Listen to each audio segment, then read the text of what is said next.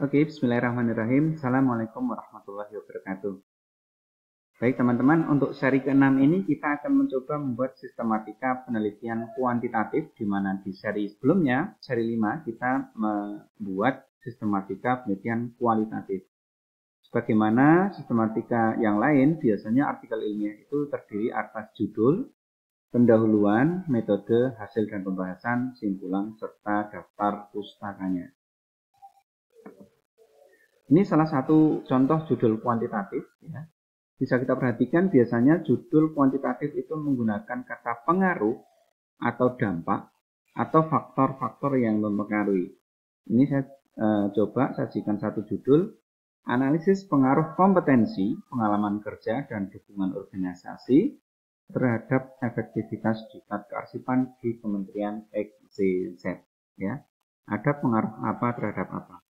Dari judul ini kita bisa menganalisa bahwa pengaruh kompetensi itu menjadi variabel pertama, pengalaman kerja menjadi variabel kedua, dan dukungan organisasi itu menjadi variabel ketiga. Yang ketiganya berpengaruh terhadap efektivitas diklat kearsipan sebagai variabel keempatnya. Di dalam pendahuluan ya latar belakangnya itu sama seperti di metode kualitatif ya. Biasanya di paragraf awal-awal itu kita akan membahas tentang overview dari tema kita. Kalau tema kita tentang efektivitas diklat, itu paragraf pertama itu membicarakan tentang diklat. Pelatihan atau diklat kearsipan bertujuan untuk bla bla bla. Nah, ini di awal-awal. Bolehkah lebih dari satu paragraf? Boleh. Ya, kalau dia memang bisa diperluas lagi. Lalu di paragraf berikutnya atau segmen berikutnya adalah di lokus penelitiannya atau di tempat yang diteliti. Di Kementerian XYZ, diklat kearsipan telah menjadi program rutin bagi pegawai. Namun, ya kata namun itu menjadi penting ya.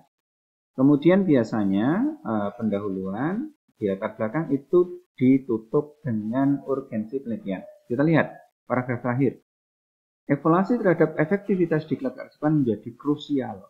Karena pelatihan ini terkait langsung dengan kemampuan pegawai. Nah, kata-kata krusial, kata-kata penting, kata-kata urgen itu memang dibutuhkan di dalam setiap karya ilmiah sebagai penutup latar belakangnya.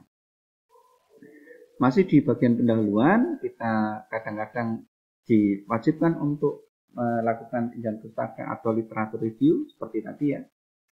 Menurut penelitian Supriyadi 2020, efektivitas diklat sangat dipengaruhi oleh tingkat apa. Lalu penelitian lain oleh Handayani ya menunjukkan bahwa kemudian sebagaimana dijelaskan oleh Hakim ya merupakan faktor yang sangat berpengaruh dan seterusnya. Ini adalah tinjauan pustaka. Semakin banyak maka akan semakin bagus dan kita upayakan artikel-artikel yang relevan dan juga terbaru.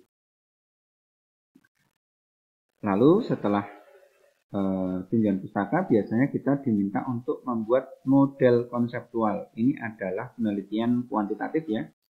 Seperti kita lihat itu adalah variabelnya kompetensi, pengalaman kerja, dukungan organisasi itu berpengaruh terhadap efektivitas diklat. Itu sebagaimana judulnya seperti ini ya. Pengaruh kompetensi, pengalaman kerja, dan dukungan organisasi terhadap efektivitas diklat. Nah, dari sini kemudian kita melihat ada berapa anak panah tuh.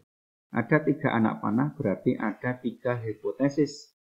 Hipotesis pertama, kompetensi itu berpengaruh positif dan signifikan terhadap efektivitas.